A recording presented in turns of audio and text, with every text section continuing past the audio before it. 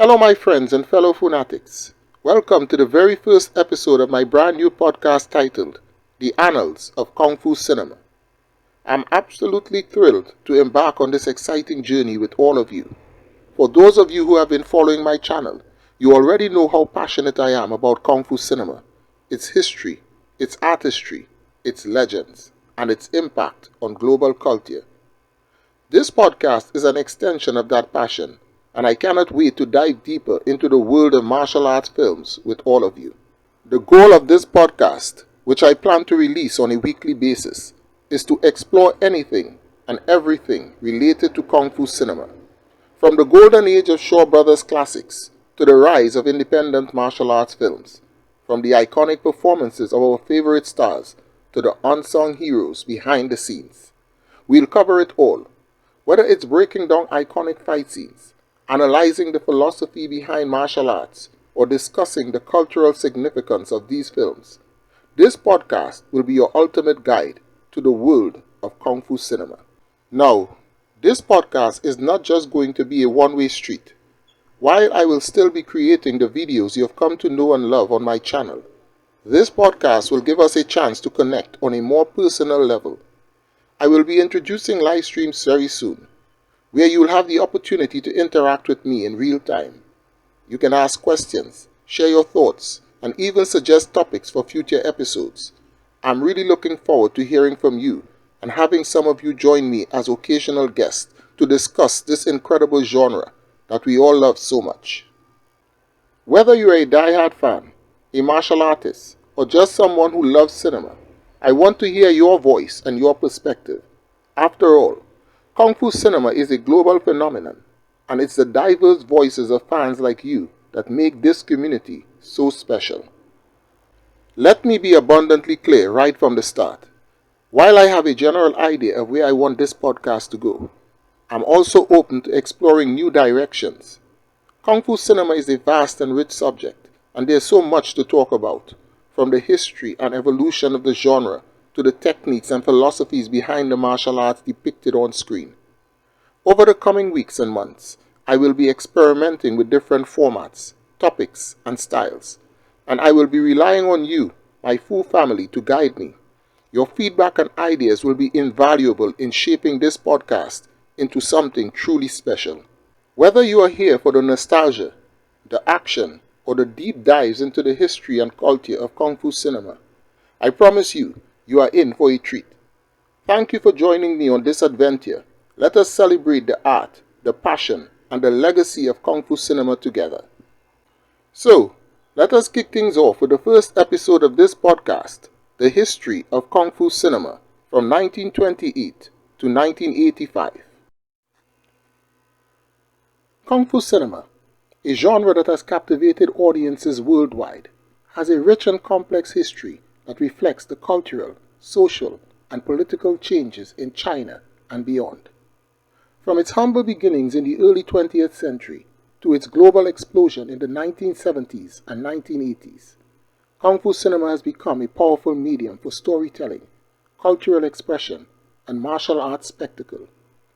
This video explores the development of Kung Fu cinema from 1928 to 1985, highlighting key milestones, influential figures, and the genre's impact on global popular culture. The roots of Kung Fu cinema can be traced back to the silent film era in China. The first significant Kung Fu film, The Burning of the Red Lotus Temple, which was first serialized from 1921 to 1928 and was then made into a film in 1928, was directed by Zhang Shiquan and is often credited as the genre's foundation. This wuxia film, which was based on a popular novel, featured fantastical elements, swordplay, and acrobatic combat. In those early films, it was quite common to have male heroes played by females dressed as men. Although it was not strictly a kung fu film by modern standards, it laid the groundwork for the genre by emphasizing martial arts and heroic narratives. During the 1930s and 1940s, Kung Fu cinema was heavily influenced by the wuxia tradition, which focused on chivalric heroes and mystical martial arts. However, The genre faced challenges due to political instability, the Japanese invasion, and the Chinese Civil War. Many filmmakers fled to Hong Kong, which became a new hub for Chinese cinema.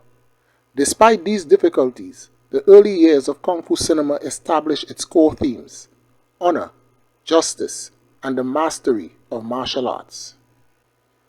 The 1950s and the 1960s marked the rise of Hong Kong as the epicenter of Kung Fu cinema. During this period, the genre shifted from wuxia to more grounded, realistic depictions of martial arts. This transition was spearheaded by filmmakers like Hu Peng and actors such as Kwang Tak Hing, who portrayed the folk hero Wong Fei Hung in over 70 films. The Wong Fei Hung series, which began in 1949, emphasized traditional Chinese values, Confucian ethics, and authentic Kung Fu techniques, setting the tone for future Kung Fu films. The 1960s also saw the emergence of Shaw Brothers Studio, which would dominate the genre for decades. Founded by Run Shaw, the studio produced high-quality, visually stunning films that combined martial arts with melodrama and historical themes. In 1965, Shaw Studio produced the movie Temple of the Red Lotus. This movie was directed by Su Seng Hong and is widely considered by many to be the first official wuxia movie. There would be two other sequels, The Twin Sword, also in 1965, and The Sword and the Lute in 1967. All three films starred Jimmy Wang Yu, Lo Lei, Ye Hua, and Ivy Ling Po. During this period, directors like Chang Che and King Hu revolutionized the genre with films such as One-Armed Swordsman, starring Jimmy Wang Yu, and Come Drink With Me, starring Cheng Pei Pei.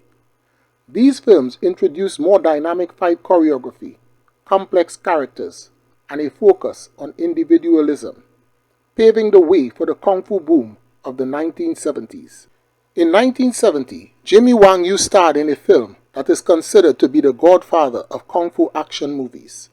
The movie The Chinese Boxer, aka The Hammer of the Gods, combined simple elements of revenge and a hero who was an ordinary man who was placed in an extraordinary circumstance and had to use his Kung Fu skills in order to overcome the bad guys. Going forward, this movie would become the template for Kung Fu cinema. The 1970s marked a turning point for Kung Fu cinema, thanks largely to the meteoric rise of Bruce Lee. Lee's unparalleled charisma, physical prowess, and philosophical approach to martial arts made him a global icon. His films, including The Big Boss, Fist of Fury, Way of the Dragon, and Enter the Dragon, broke box office records and introduced Kung Fu to international audiences. Lee's emphasis on realism, speed, and intensity revolutionized fight choreography and set a new standard for the genre. Tragically, Bruce Lee's untimely death in 1973 left a void in Kung Fu cinema. However, his legacy inspired a new generation of filmmakers and martial artists.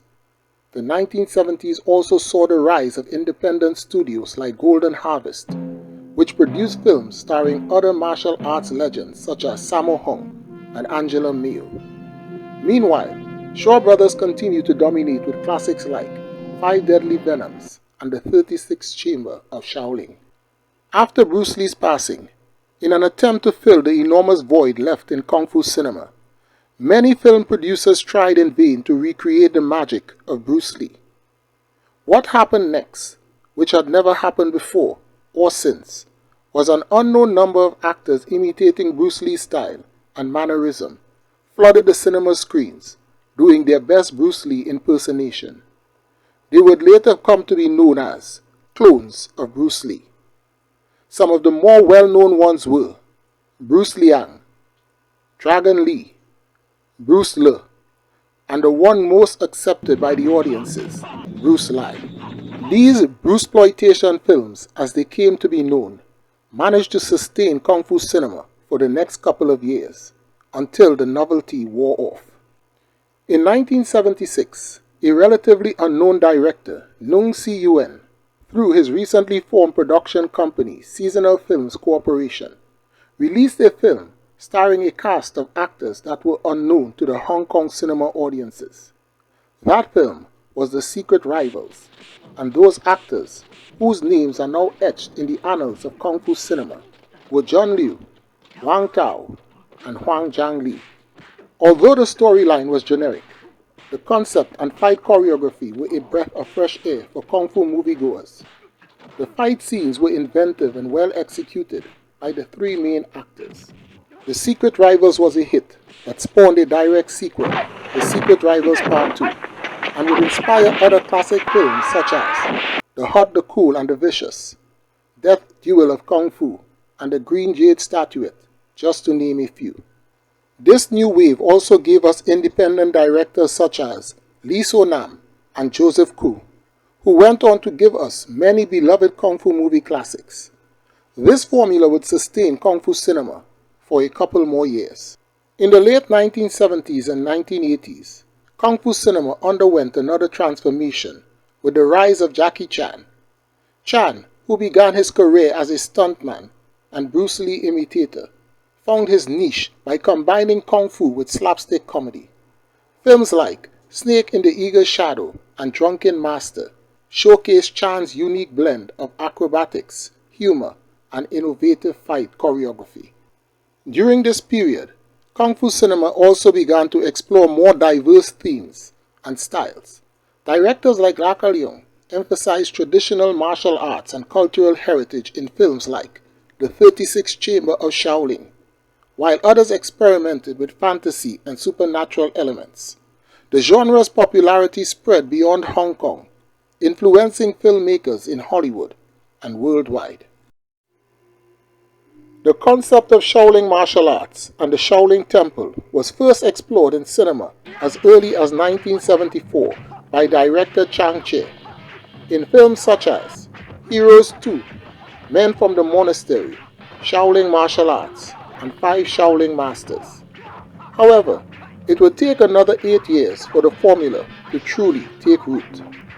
In 1980, the release of the movie War of the Shaolin Temple sparked renewed interest in this emerging genre. 2 years later, a breakthrough moment arrived when Jet Li, a world wushu champion, then unknown to Kung Fu cinema audiences, starred in the mainland China-produced film Shaolin Temple. This movie, which spawned 2 sequels, Kids from Shaolin and Martial Arts of Shaolin, marked the birth of a new subgenre in martial arts cinema. Following the success of Shaolin Temple, a wave of Shaolin-themed films flooded the market. Some of the more notable titles included Shaolin Temple Strikes Back, Shaolin Temple Against Lama, Shaolin vs. Manchu, Shaolin vs. Wu-Tang, Shaolin vs. Lama, and Shaolin vs. Ninja. Among the actors who became synonymous with these films, Alexander Laurie stood out, spearheading numerous Shaolin productions. His contributions played a significant role in popularizing what would become the final wave of classic Kung Fu cinema in the late 80s. Japanese cinema has been producing ninja-themed films since as early as 1937, making it somewhat surprising that Hong Kong cinema took its time to join the trend. The first Hong Kong film I can recall that showcased the Japanese ninja was Laka Leong's 1978 masterpiece, Heroes of the East, also known as Shaolin Challenges Ninja. The ninja boom of the late 1980s can largely be attributed to 2 key figures. On the Western Front, Sho Kozuki emerged as a prominent figure with his breakout role in the 1981 Canon Films production, Enter the Ninja. He went on to star in a series of successful ninja films, including Revenge of the Ninja, Ninja 3, The Domination, Pray for Death, and Rage of Honor, amongst others. Meanwhile, on the Eastern Front, Alexander Laurie kept the spirit of Kung Fu cinema alive with a string of entertaining films such as Shaolin vs. Ninja, Ninja vs. Shaolin Guards, The Super Ninja, Ninja Hunter, and Ninja Kids. While he incorporated elements of the new wave movement that had taken over Hong Kong cinema at the time into some of these ninja films, Lore remained one of the few familiar faces from the old school of Kung Fu cinema, consistently delivering the kind of action-packed entertainment fans loved. And for the record, I refuse to acknowledge Thomas Tang and Godfrey Ho Productions. Alexander Lore carried the torch all the way to 1988 with the film Ninja Condors, marking the end of an era in Kung Fu cinema. By the mid-1980s, Kung Fu cinema had become a global phenomenon, inspiring countless imitators and adaptations. Its influence could be seen in Hollywood films, television shows, and even video games. The genre's emphasis on discipline, perseverance, and self-improvement resonated with audiences of all backgrounds, while its dynamic fight sequences redefined action cinema. Moreover, Kung Fu cinema played a crucial role in promoting Chinese culture and identity.